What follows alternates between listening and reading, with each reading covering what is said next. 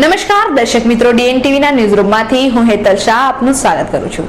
દર્શક મિત્રો, ડીએનટીવીના આજના વિશેષ કાર્યક્રમમાં જો કાનન ઇન્ટરનેશનલના ડાયરેક્ટર મનીષ શાહ સાથે ખાસ મુલાકાત.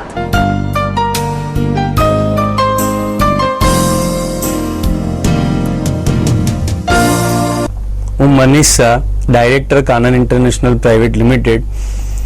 અમે લોકો છેલ્લા 17 વર્ષથી સ્ટુડન્ટોને વિદેશ ઉચ્ચ અભ્યાસ માટે મદદરૂપ કરી વિદેશ અભ્યાસ માટે લોકોને જે ફોરેનની પરીક્ષાઓ આપવાની હોય છે કે આઈએલટીએસ, ટોફેલ, જીઆરઈ, જીમેટ, સેટ, પછી એ પરીક્ષા આપ્યા બાદ ત્યાંની યુનિવર્સિટી અને કોલેજોમાં એડમિશન માટેનો પ્રોસેસ, કયા ડોક્યુમેન્ટેશન જોઈએ, વિઝા વખતે, એડમિશન વખતે, વિઝા પ્રિપરેશન અને બધું જ માર્ગદર્શન સ્ટુડન્ટોને જે પણ જરૂરી હોય એ વિદેશ અભ્યાસ માટે અમે પૂરું પાડીએ છીએ. કેનેડાની અંદર આમ જુઓ તો દરેક દેશમાં પાર્ટ ટાઈમ જોબ માટેની ફેસિલિટી હોય છે, પણ કેનેડામાં તમે સ્ટાર્ટિંગમાં 20 કલાક એટલે કે સોમથી શુક્રમાં તમે 20 કલાક જોબ કરી શકો. સેટરડે સન્ડે પણ કરી શકાય. વેકેશનમાં તમે ફૂલ ટાઈમ જોબ કરો અને પછી તમારો અભ્યાસ પતે, ધારો કે તમે 2 વર્ષનો કોર્સ લીધો છે તો તમને ત્યાંની સરકાર 36 મહિના એટલે કે પૂરા 3 વર્ષ જોબ શોધવાની પૂરેપૂરી વર્ક પરમિટ આપે છે. એ દુનિયાના કોઈ પણ દેશમાં સૌથી વધારે છે. પાર્ટ ટાઈમ વર્કના બી ખૂબ કેનેડામાં સારા ચાન્સીસો છે. તમે સોમથી શુક્ર દરમિયાન 20 કલાક કામ કરી શકો, પછી વેકેશનમાં ફૂલ ટાઈમ કામ કરી શકો. ઘણા સ્ટુડન્ટો શનિ રવિ પણ કામ કરે છે. એટલે પાર્ટ ટાઈમ જોબ ભણતાની સાથે પાર્ટ ટાઈમ જોબના બી ખૂબ ચાન્સ છે. અને ધારો કે તમે 2 વર્ષનો ડિપ્લોમા કે ડિગ્રી કોર્સ લીધો હોય તો ભણ્યા પછી ત્યાંની કેનેડાની સરકાર તમને દરેકે દરેક વિદ્યાર્થીને અપ ટુ 3 યર્સની વર્ક પરમિટ આપે છે. એટલે કે તમે ગુજરાતી મહિને 36 મહિનાનો જોબ શોધવાનો સમય આપે છે, એવું કહી શકો તો પણ ચાલે. કેનેડામાં વધુ અભ્યાસ અને વિઝા ગાઈડન્સની થોડી માહિતી આપો. કેનેડામાં વિદેશમાં જવું હકીકતમાં બહુ જ સરળ છે. જે બી એક અબોવ એન એવરેજ સ્ટુડન્ટ છે એ સ્ટુડન્ટને મિનિમમ 12 થી 13 લાખ રૂપિયાના ફંડમાં વિદેશ જઈ શકે છે. આઈએલટીએસની બી રિઝનેબલ રિક્વાયરમેન્ટ છે. 6 બેન્ડ છે. કોઈ પણ સ્ટુડન્ટ ધોરણ 12 પછી બીએ, બીકોમ, બીએસસી, બીઈ થયેલો હોય, એમબીએ થયેલો હોય, એમકોમ, એમએસસી કે પીએચડી, કોઈ પણ સ્ટુડન્ટ મિનિમમ 6 બેન્ડ લાવે, સેકન્ડ ક્લાસ હોય તો એ વિદ્યાર્થી કેનેડા જવા માટે એની એલિજિબિલિટી થાય છે. ઓકે, એસપીપી કેટેગરી શું છે અને આ કેટેગરીના ફાયદા શું છે? એસપીપી કેટેગરી એ કેનેડાની સરકાર અને ભારત સરકાર દ્વારા જોઈન્ટલી ફક્ત 2009માં એ ભારત દેશ માટે રજૂ થયેલો પ્રોગ્રામ છે. એનું ફૂલ ફોર્મ છે સ્ટુડન્ટ પાર્ટનર પ્રોગ્રામ. એની અંદર ઓછામાં ઓછા વિઝા માટેના ડોક્યુમેન્ટ સબમિટ કરવાના હોય છે. ફક્ત 2 જ રિસિપ્ટ, એક તો કોલેજમાં ફી ભર્યાની રિસિપ્ટ અને જીઆઈસી જે $10,000 રહેવા ખાવા પીવાનું ફંડ પહેલેથી જ એડવાન્સમાં જમા કરાવડાવવું પડતું હોય છે. ત્યાં નોવા સ્કોશિયા કરીને બેંક છે, એ બેંકની અંદર, અને એની રિસિપ્ટ. આ 2 જ રિસિપ્ટ તમે વિઝામાં ફાઇલમાં મૂકી દો તો ચાલે. ત્યાં કોઈ ફંડ કે બેંક બેલેન્સ કે કોઈ એફડી, પીએફ કે કોઈ બેલેન્સની જરૂર હોતી નહીં. અને એસપીપી કેટેગરી કહે છે આ લોકો.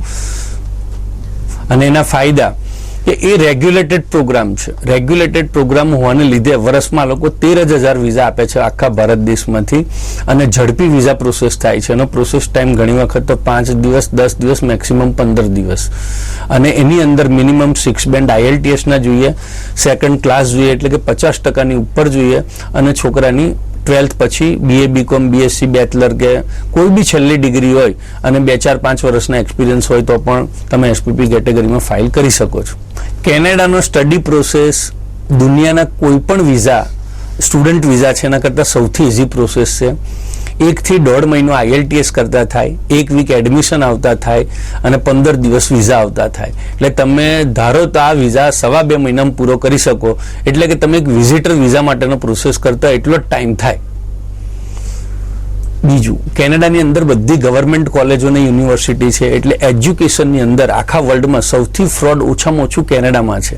અને કેનેડા એક ખૂબ જ ધનાઢ્ય દેશ છે. G8 ઇકોનોમીમાં આવે છે. ત્યાંની એવરેજ સેલરી $35,000 થી $40,000 છે. એટલે એ દેશના એટલા બધા ફાયદા છે કે એક ઇન્ડિયન સ્ટુડન્ટ માટે પરફેક્ટલી કે વેલ્યુ ફોર મની કન્ટ્રી છે. અને ફાયદા તો મેં તમને આગળ કીધા જ કે ભાઈ 2 વર્ષનો સ્ટડી કરો તમે તો 3 વર્ષની પરમિટ મળે છે. 3 વર્ષની પરમિટમાં તમે મિનિમમ ફક્ત 1 વર્ષ જોબ કરીને તમે પરમનન્ટ રેસિડેન્સીની ફાઇલ કરી શકો છો અને ત્યાંથી ભણીને પાછા જે રીતે હમણાં છેલ્લા 2-3 વર્ષમાં જોયું આપણે કે યુકે ઓસ્ટ્રેલિયાની સિસ્ટમો ઘણા સ્ટુડન્ટો માટે બ્રેક થઈ ગઈ, એવું કેનેડામાં થવાની શક્યતા બહુ જ ઓછી. કેનેડાની બધી ગવર્મેન્ટની વેબસાઇટો છે, જેવી રીતે કે www.cic.gc.ca.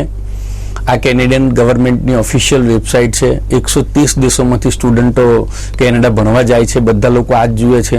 બીજી એક વેબસાઇટ છે studyatcanada.ca. આ બે આધારભૂત એ બેઉ કેનેડિયન ગવર્મેન્ટની ઓફિશિયલ વેબસાઇટ છે, એના પરથી તમને મળી શકે બધી જ માહિતી. ફ્રોડથી બચવા માટે 3-4 મેઇન તમે એ કરી શકો કે ભાઈ સિટીના જે જાણીતા 3 થી 4 કન્સલ્ટન્ટને ત્યાં તમે પર્સનલી જાઓ, મળો, બધાની સાથે ચર્ચા વિચારણા કરો.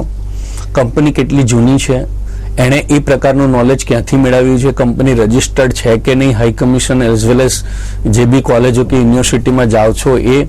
અને ચોથું, રોકડનો કોઈ વ્યવહાર તમારે કરવો નહીં. જે બી ફીસ ભરવાની છે તો તમારા પોતાના જ ખાતામાંથી કોલેજોમાં જતી હોય છે. આમાં છેતરપિંડી જેવું કશું આવતું જ નથી, બહુ સિમ્પલ પ્રોસેસ છે. એટલે 3-4 કન્સલ્ટન્ટને જોઈ અને જે કન્સલ્ટન્ટ તમને વધારે પ્રમાણિક, વધારે સારો અને થોડો તમે સર્વે પણ કરો તો આટલું કરો તો કોઈ છેતરપિંડી છે નહીં. અને કેનેડા કયા ટાઈપના વિદ્યાર્થીઓ જઈ શકે? કેનેડા કોઈ પણ ધોરણ 12 પછી મિનિમમ ધોરણ 12 BA BCom BSc 10+3 diploma 10+2+3 diploma MA MCom MSc MBA B Pharm physiotherapist doctor અને ઓલ PhD MPhil કેટેગરીના બધા જ વિદ્યાર્થીઓ જઈ શકે. 2nd ક્લાસ હોવો જોઈએ એમનો છેલ્લી ડિગ્રીમાં અને 6 બેન્ડ IELTS ના મિનિમમ હોવા જોઈએ. એ બધા જ વિદ્યાર્થીઓ કેનેડા જઈ શકે.